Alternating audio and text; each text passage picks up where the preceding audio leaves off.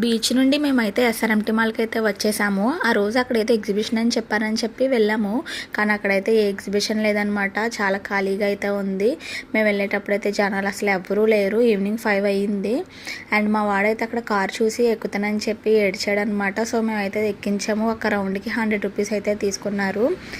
And అలాగే మేము పైకి అయితే వెళ్ళి కేఎఫ్సి అయితే తిన్నామన్నమాట. మా వాడైతే అస్సలు కుదరలేడు. మాల్ అంతా శుభ్రంగా తిరిగేశాడు.